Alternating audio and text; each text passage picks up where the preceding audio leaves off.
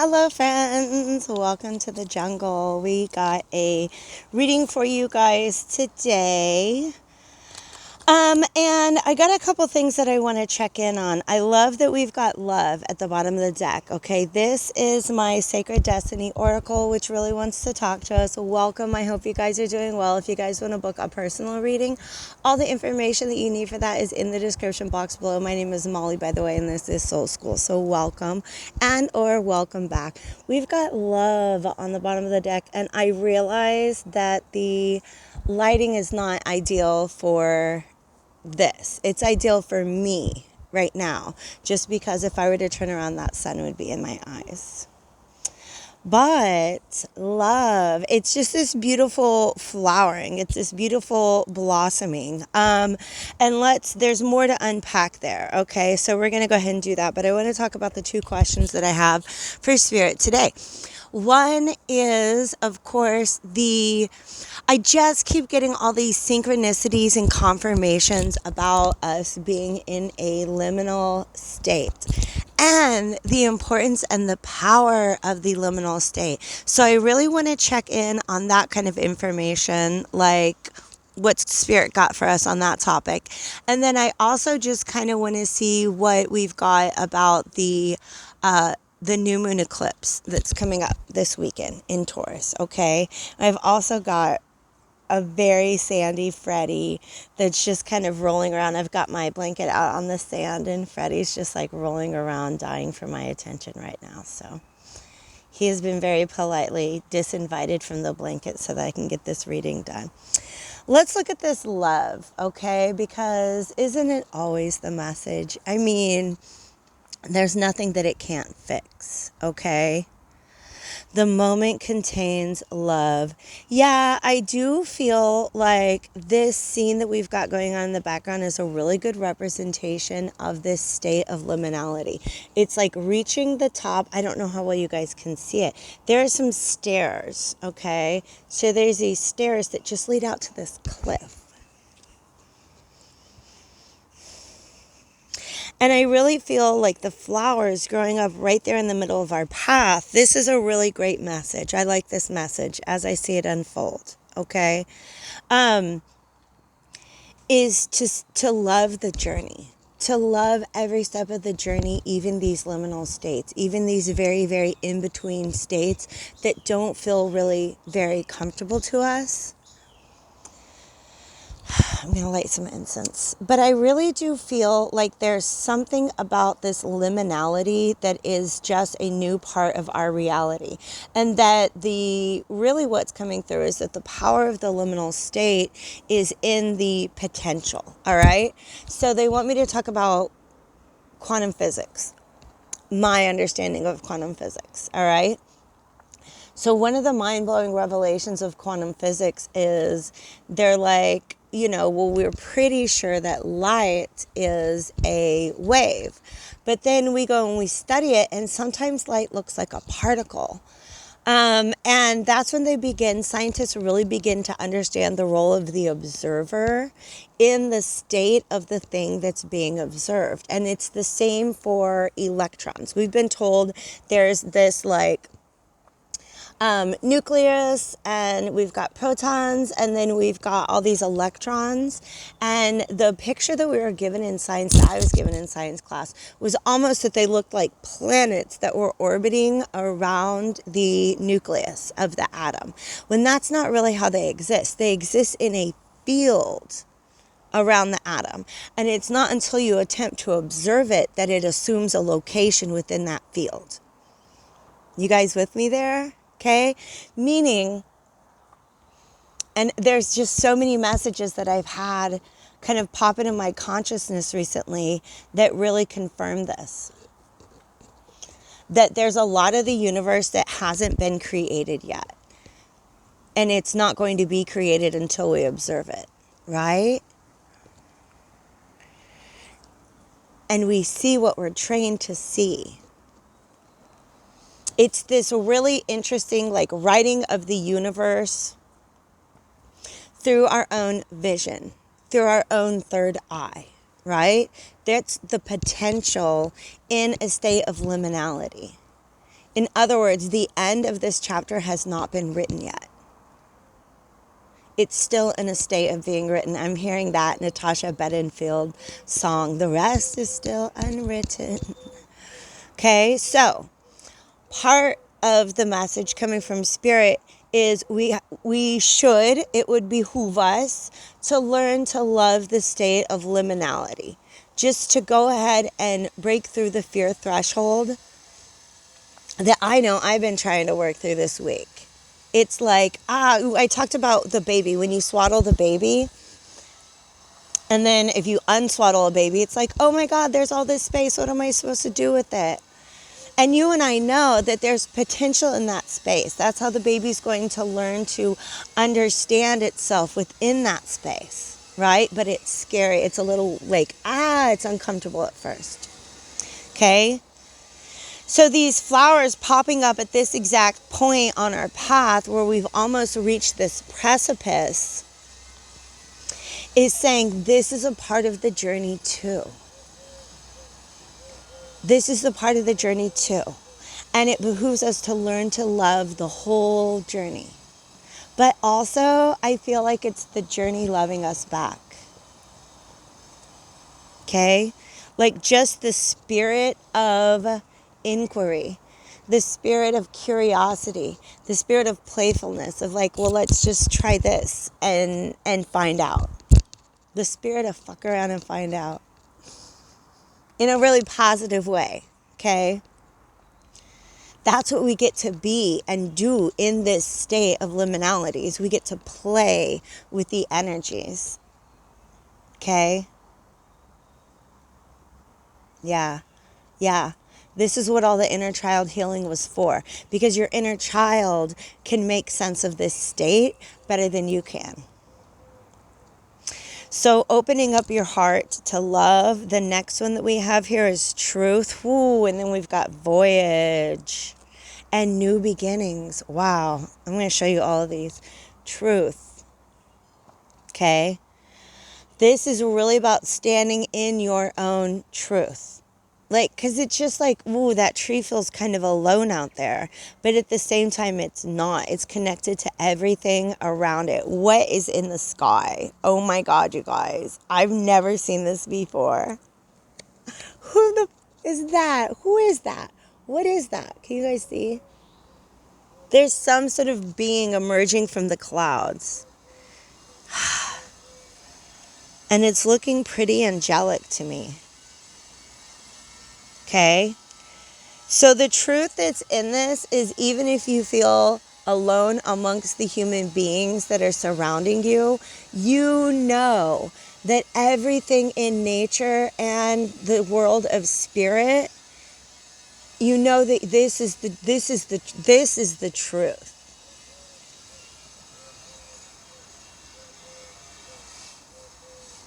The connectedness of everything. And okay, oh my gosh, I understand. Okay, so they just showed me also this path that is, there's like a path. It actually looks to me like a sock bay. Baby, I love you, but that's my reading space. Freddie wants to say hi, you guys. Oh, he's the bestest boy.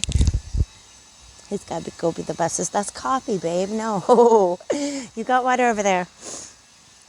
Let's get back on track. Oh my gosh, I got everything messy. Okay. All right, the path. So the Sakbe, by the way, is just like they're these stone paths that were created by the ancient Mayans, and you can still like walk along them.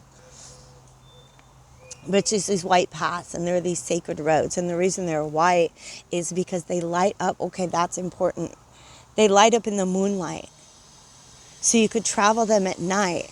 Because when the moon is full, it's I guess it was limestone, right? It's like bright white, and it shines in the moonlight. Wow! There are so many layers to this. Okay, I have to try not to like knock you guys over in my movements.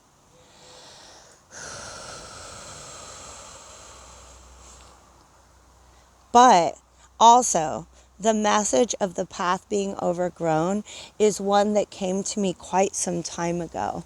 It's a vision that I've seen several times about what we're meant to be doing on the planet at this time. One of the roles that we can play in ascension, and that is learning to walk these paths that have become overgrown. And the path is essentially between, it's about the broken relationships between us and ourselves, between us and nature, and between us and the spirit world. So it's those three threads of integration. Okay? Because once upon a time on this earth, these paths were walked all the time. People had guides and guideposts and all sorts of methods for walking these paths. And they've become overgrown. And so our role is just to begin walking the paths again, the path into ourselves, the path into nature, the path with and amongst nature, because we're not separate from it. And then, of course, the path with and amongst our spirit friends, right? In those works that were channeled by the She, they talk about other groups that will be in contact with us to teach us different types of knowledge. Okay? The intraterrestrials are aware of the extraterrestrials. We're just the ones that are catching on to the existence of everyone else on and around this planet. Okay? But those paths used to be walked. Our role is to walk them so that they will be more visible for future generations. Okay? So this path, I didn't see it at first because it's really overgrown. But if I walk that path, the next person that comes along is going to be like, oh, the path is a little more clear. So that's what it means to be a way shower, a way maker. I'm getting like a really bad, I guess it's my posture. That feels good. Lower back stuff, okay? Lower back, you've got we were used to seeing our chakras from the front, but there's a back side to all of them too. And lower back pain is where sacral chakra stuff wants to be removed. And so that's old, subconscious, and emotional memories, but there's also past life ancestral stuff that is stored in there as well. And they want me to know, they're just kind of earmarking this, that the We'll come back to this. The Scorpio full moon, has that happened yet? That's coming up? I haven't looked at a calendar, you guys. I think we've got one coming up. But the Scorpio full moon is going to be very potent for transforming sacral chakra energy because it's a water sign. Okay, this Taurus new moon eclipse is really going to be about grounding ourselves for that process. Grounding ourselves because, and this is just coming in now, so we're going to talk about it. Taurus, and I'm a Taurus sun. I know that Taurus energy well. Taurus is very much about grounding, but Taurus is also there are key words for each of the signs. Aries is I am, Taurus is I have. So for me, it's about carrying around things that we literally see ourselves as possessing. And things that we can put down. All right? There are certain traumas, emotions, patterns, beliefs that we come to identify with under the sign of Aries. And when that matures into Taurus, it's less about I am these things and more about the I have. What are the things that you're trying to, that having or possessing them is so important to you? And can you exist with them in a more harmonious way? Because both Scorpio and Taurus, this is the axis that these eclipses are going to be on, are really about possession. Okay? And there's no judgment in that. Tauruses like to have things. Scorpio like to have, it's sort of like an ownership over emotions. that comes in with that particular water sign. Okay? When it is an exalted Scorpio, it's ownership of your own emotions. And in a distorted Scorpio, that can come through as ownership over others' thoughts and emotions and inner world. Okay? But Taurus is about ownership of your outer world. It is in a way about dominion, about the boundaries that you have created. Okay, and this has come up in the past. In a earlier eclipse cycle, the one that was on the Cancer Capricorn axis a couple of years ago, it was about the walls that we've built, okay, to protect the things that we have, but those walls are becoming barriers for us now. All right. Let me get some iced coffee, and then I'll probably get some water too. Thanks for being here with me, you guys. I'm just really, really happy that I can connect with you from this beautiful space. I love this tree. Oh, I love that tree so much. I love all these trees, but that tree is very special to me. It's like a beautiful guardian protector spirit. All right, okay.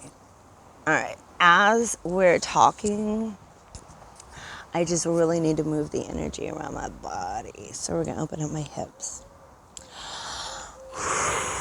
Okay.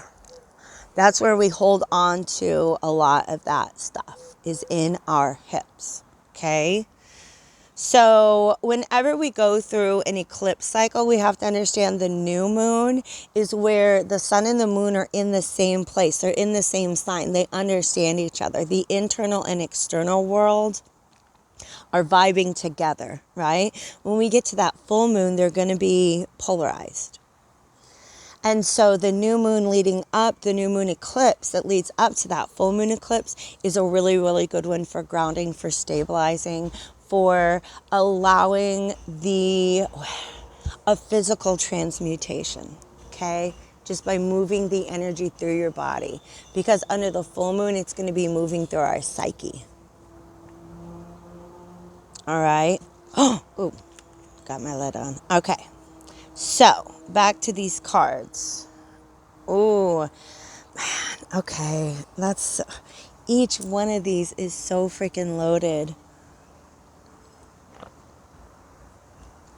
Which is really cool because when I was moved to, I get ready to read and I just know what decks, like I can see them.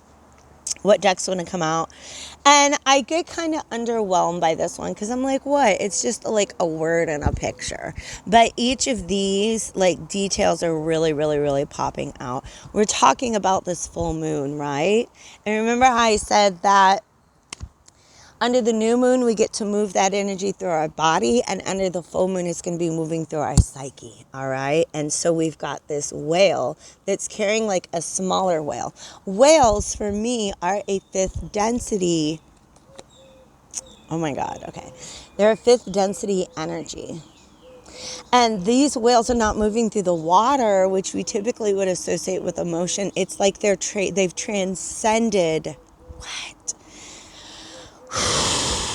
The psyche.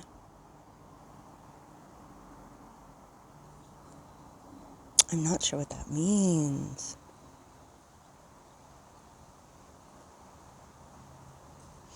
This is about your guides have the ability to lift you up out of the depths of that emotion. Okay? To be able to view it objectively.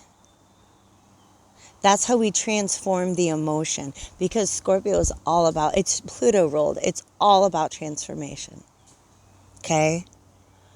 So it's about transcending the emotion and being able to observe the emotion objectively rather than trying to like possess it, own it, contain it as a part of your being and your emotional container or your physical container. Okay? There's something about mentally, like the way that you think of, if you can transcend because you know what it feels like when you're in the emotion, there's no logic or reason there, right? So there's power in feeling the emotion, right? Let the emotion tell you what it wants to tell you. Energy is data. Emotional energy is data from your body to your mind. Okay? Because our body, oh shit, okay. All right, for some of you guys, this is talking about memories that your body has been holding on to that are not yet known to your psyche. And wanting to be able to, it's like your body has been holding on to that memory until you were ready to be able to heal it, until you had the mental tools that you needed to be able to heal it. So it's like the body, and this is, it's okay, Aquarius. These are all fixed signs, all right? I don't know why they're showing me these layers of like Taurus, Scorpio, Aquarius energy all stacked on top of each other. Aquarius being, of course, the age of Aquarius is what's representing the air here. All right. It's about, for some of you guys, it's about the fact that your cells are holding on to a memory that your psyche is not aware of. Okay.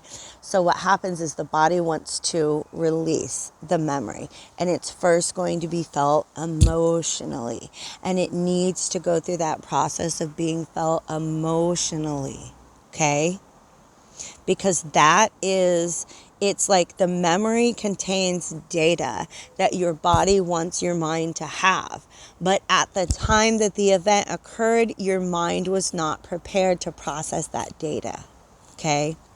This is how repressed memories work energetically.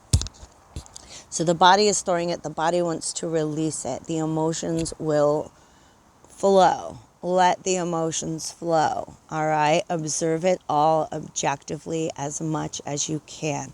Once you've felt the emotions, suspend judgment. Okay. It's time to elevate above the emotion.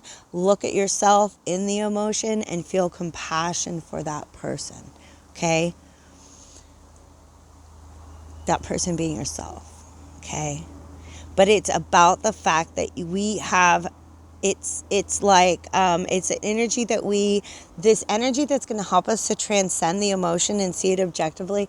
It's an energy that we have access to, but we don't have mastery over yet. And that's why our guides are going to show us through that process. This is emotional alchemy. This is emotional transmutation. You guys, I've been channeling, there's a lot of guidance to make these guided meditations. And when I was reading Lisa Royal Holt's The Golden Lake, I felt moved to write this activity that she includes into a script for a guided meditation. And I wonder if that might be something that I am being asked to get out to you guys. I've never made a guided meditation, so there's a lot of like learning curves. I've been just so inundated with ideas and things lately, and a lot of them are things that I'm kind of being called to do, but there's a learning curve to it, right? And I got too comfortable being an expert at things. But we got new beginnings right there. It's like this voyage happens at night. For a lot of you guys, do you feel like you're really, really busy at night? Okay. I know because I've been setting the attention. I've been allowing it. I've been energetically calling on particular energies to come in and help me heal during my sleep time. Okay. And I feel like that's kind of what this is representing. Okay. It's a guide that is, it's a collective consciousness. Okay. That is able to assist you in pulling you up out of the depths of the emotions to be able to observe them and participate in this emotional alchemy, which is what Lisa Royal Holt is trying to, the purpose of her activity that I ended up making into a guided meditation. And it's really beautiful. It's very powerful. Okay? It's very powerful, and it's just a new tool that I feel like my guides are asking me to use in some way. But new beginnings is what we've got going on at the end of this journey. Okay?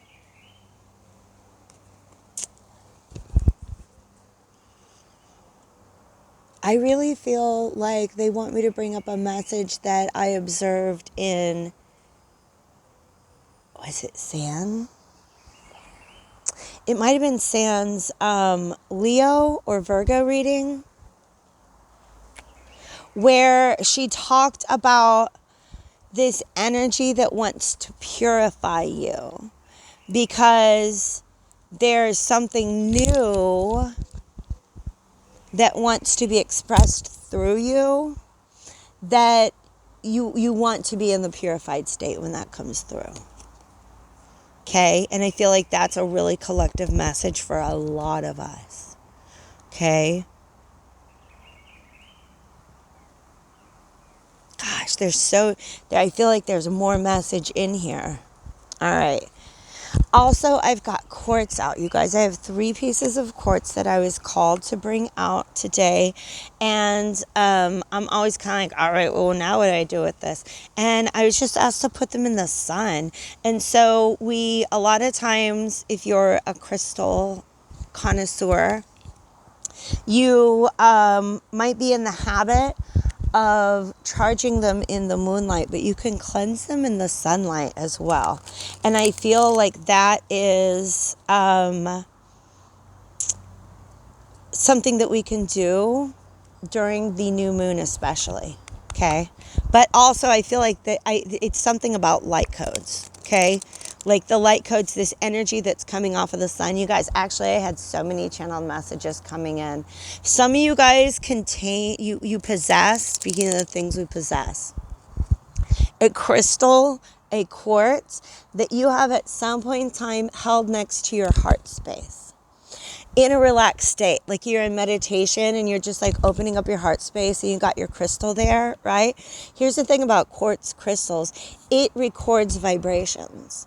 So for some of you guys, if you need some sort of centering energy, some of you guys have in your possession a crystal that is programmed to the vibration of your heart in that relaxed state.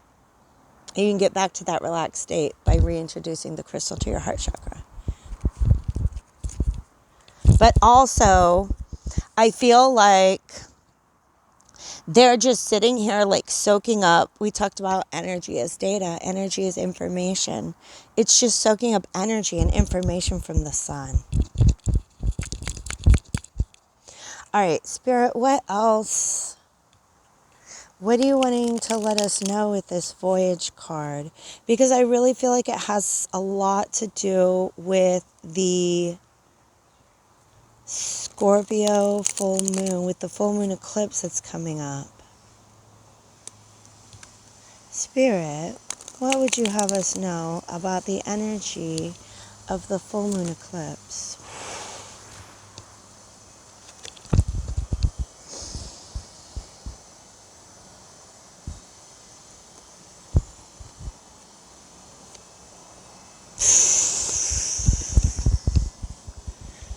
The Hierophant and Justice.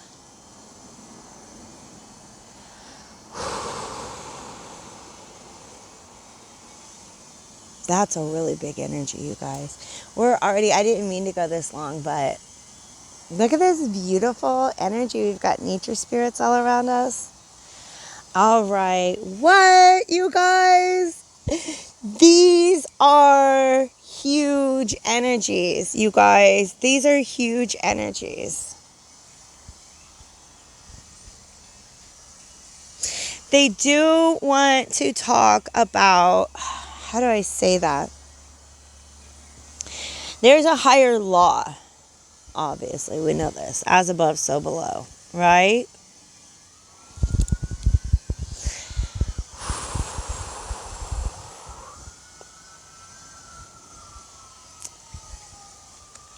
That is like literally apocalyptic. How do I even begin to work with that?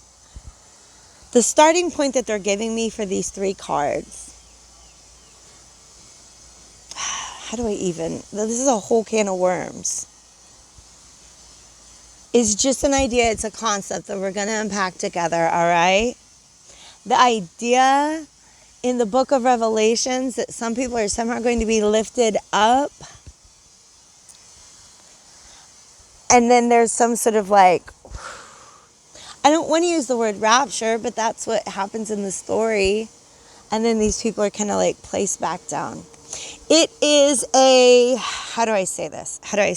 Okay, what they want me to know is that the value of being lifted up out of this water, whatever this water is now, okay, this water is now the collective consciousness. There's some tremendous wave that's going to be coming through the collective consciousness that represents justice, that represents balance, that represents higher law. Okay?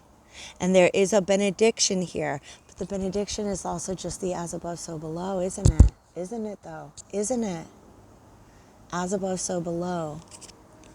It's like, I've talked about this, okay.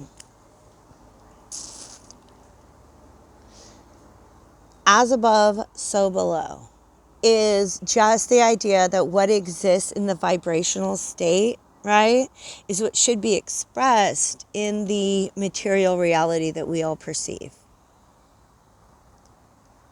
But when there's manipulation and distortion of energy, then you've got as above over here and so below over there. And it's almost like this energetic pulse wants to come along and right those again. To create a so below, a material reality that much more closely reflects the reality of the as above.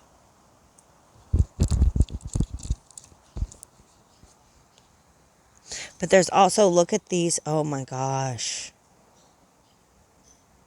I understand.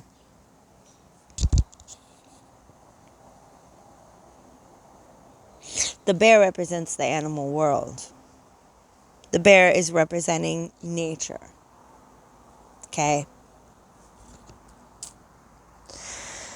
It could be some sort of phenomenon in nature that takes place.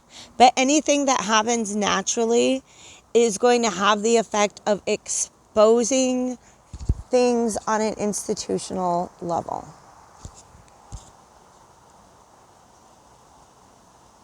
Yeah, they're just kind of giving me like little news snippets of stories where that's been true in the past. Where some sort of environmental catastrophe points out the structural failures of institutions to protect the environment. Okay? This is a giant call out. For those who, I feel like it's for those who are trying to manipulate and control and distort nature. And let's let nature be an all-encompassing idea. It's the natural order of things. Okay?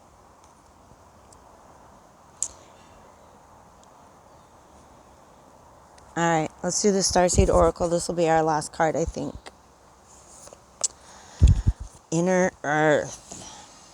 You'll survive this. New solutions and beginnings. See, you guys, I don't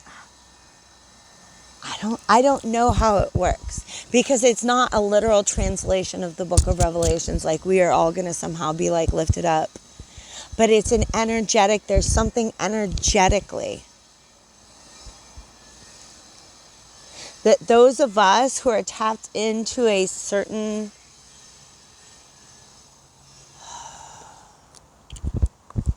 who are just tapped into that reality, where we understand that the illusion of separation of self, the illusion of separation of humanity, the illusion of separation from nature, that all those things are just illusions. Those of us, and then we've got activated earth coming up. Remember when I talk about I've talked about the vision that I've had of the earth being like lit up with all these light portals, and many of them are between our world and inner Earth. Some of them are between us and our like galactic neighbors. Power places, ley lines, trust where you're led. I tell you what, you guys, I keep checking in. I'm like, what am I doing here? And the guides are like, you're where you're supposed to be. Just you're where you're supposed to be. Okay. Learning how to be human in the world, but not of it. Okay. You see this is bubble that she's in, right? It's the same as that little safety net that this whale, we're this little baby whale. And that's it's a collective guide, okay?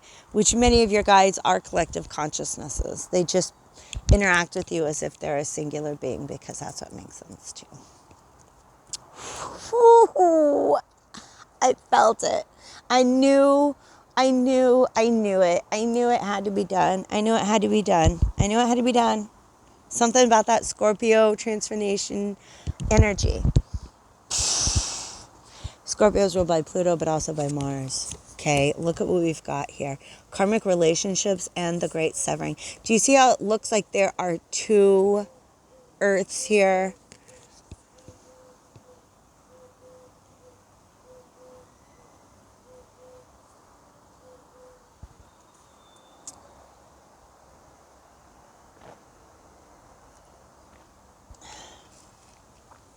Here's another thing that eclipses can sometimes do, because they're buddies, they're partners, right? They work together. So, and oftentimes what will happen is a new moon will show you something in your external world. In this case, potentially about your relationship to a particular person, institution, job, location. Okay? It's going to show you something that doesn't really make sense on the inside until later. So the revelation comes in the daylight, so to speak. All right?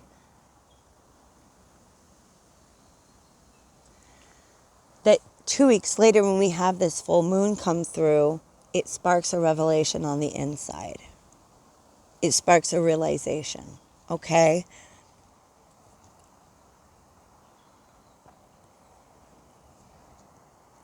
Yeah. Yeah.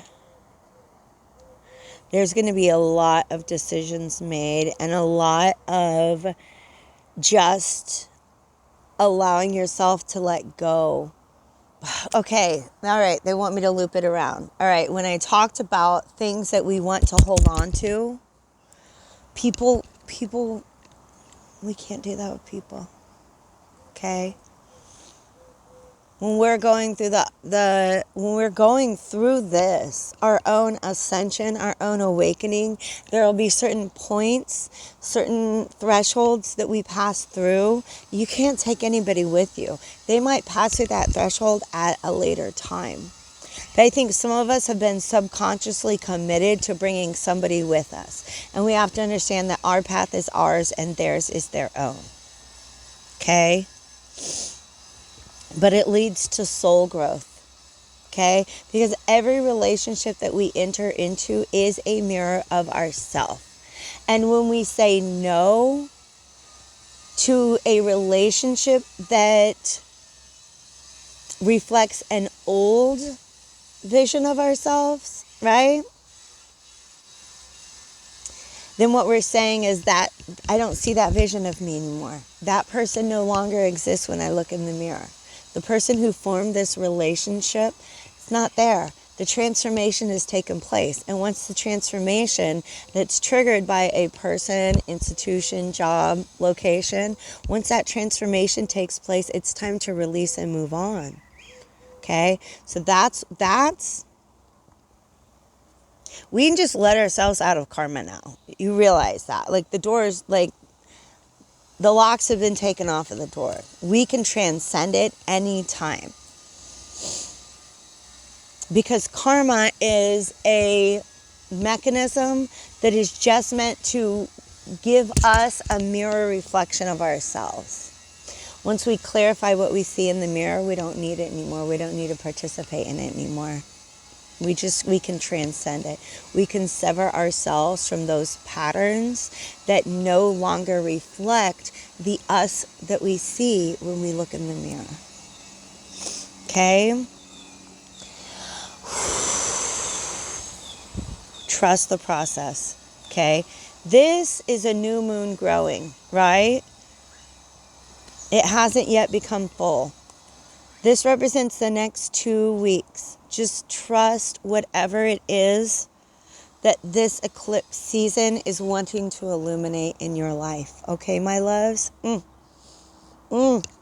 Thank you so much for being here with me today. Be well, and I'll see you all very soon.